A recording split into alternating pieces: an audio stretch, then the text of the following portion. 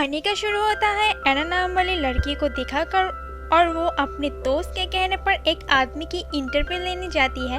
इधर हम जान पाते हैं पहले ये इंटरव्यू उसकी फ्रेंड लेने वाली थी, लेकिन उसकी तबीयत खराब होने के कारण एना जाती है। लेकिन एना जब क्रिस्टियन के पास उसकी इंटरव्यू लेने जाती है वैसे ही उसको देख के नर्वस हो जाती है, जिसके वजह से वो ठीक से इंटरव्यू नहीं ले पाती क्योंकि क्रिस्टियन काफी ज्यादा स्मार्ट दिख रहा था। फिर भी एना के काफी नर्वस होने के बाद भी उससे इम्प्रेस हो जाता है। एना के बिना पूछे उसकी सारे क्वेश्चन की आंसर उसकी फ्रेंड को मेल कर देता है और वो उसकी अगले ही दिन उसकी मुलाकात क्रिस्टियन से हो जाती है। अब हम देखते हैं एना जिस शॉप पर काम करती है वहाँ पर क्रिस्टियन भी आया होता है। क्रिस्टियन एना को ऑफर देता है न्यूज़ आर्टिकल के लिए शूट भी करवा सकता है, मगर वो उसके साथ कॉफी पीने जाना चाहती है। तो क्रिस्टियन की ऑफर सुनकर एना राजी हो जाती है। फोटोशूट खत्म होने के बाद क्रिस्टियन एना को कॉफी पीने ले जाता है, बट करते टाइम पता लगता है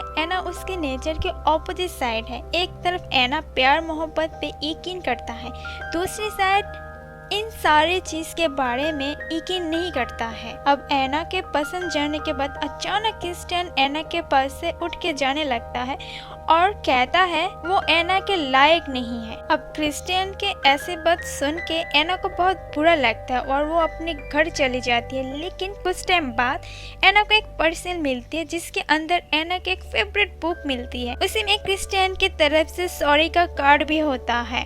उसके बाद एना एंड उसके फ्रेंड बार में एंजॉय करने जाती है। ज्यादा ड्रिंक्स करने की वजह से अपने होश खो बैठती है और क्रिस्टियन को कॉल करके बोलते है तुम्हारा गिफ्ट मैं वापस कर दूंगी और तुम्हें कभी माफ नहीं करूंगी। ये सब सुनने के बाद कुछ देर में क्रिस्टियन भी उधर आ जाता है और अपने साथ उसको होटल में लेके चला आता है। सुबह के टाइम एना को जब होश आता है उसे लगता है शायद क्रिस्टियन एना के साथ इंटीमेट हुआ होगा, लेकिन इधर क्रिस्टियन कहता है उसे घबराने की जरूरत नहीं है, जो सोच रही ऐसा कुछ नहीं हुआ उन दोनों के अंदर। जिसके बाद क्रिस्टियन के इस बिहेवियर के ऊपर एना बहुत खुश हो जाती है। इसके बाद इन दोनों के अंदर नजदीकियां बढ़ती है। उसके बाद क्रिस्टियन कहता है इनके अंदर रिलेशन तभी आगे जाएगा जब एना एग्रीमेंट में साइन कर देगी। एना पूछती है कौन सी एग्रीमेंट।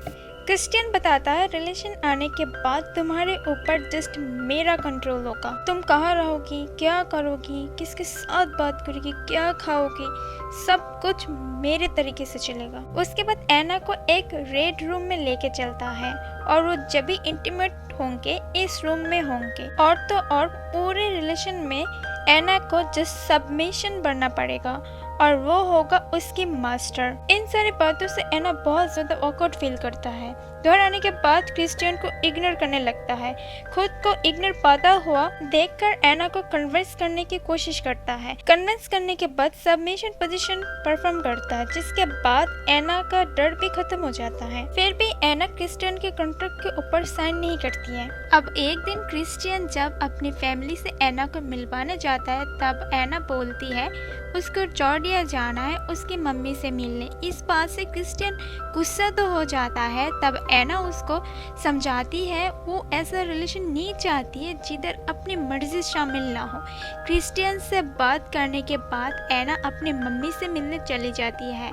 एना रात को एसएमएस करके बोलती है वो उसको बहुत मिस कर रही है। अब एना के बात सुन के क्रिस्टियन जॉर्जिया पहुंच जाती है और एना को सरप्राइज देता है। ये दोनों बात कर रहे थे तब क्रिस्टियन को बिजनेस को लेके कॉल आता है और वो वापस चला जाता है। कुछ दिन बाद एना भी क्रिस्टियन के पास वापस आता है, लेकिन एना इधर आके ख्याल करता है क्रिस्टियन जब भी उसके साथ इंटीमेट होता है उसके साथ न्यू तरीका परफॉर्म करता है और हर बार उसकी फैंटेसी बढ़ जाता है। अब क्रिस्टियन के बिहेवियर से बहुत हर्ट हो जाती है।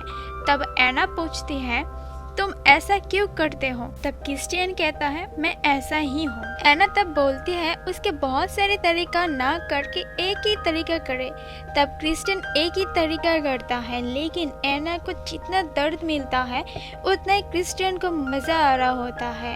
इन सारी हरकतन के बाद एना क्रिस्टियन को नफरत करने लग जाती है और एना क्रिस्टियन को हमेशा के लिए छोड़ के चली जाती है और जाने से पहले कह जाती है वो वैसे बिल्कुल नहीं जैसा वो उसको समझता है। उसके लिए प्यार मोहब्बत बहुत अहमियत देता है, ना कि ये सारी चीज़ें।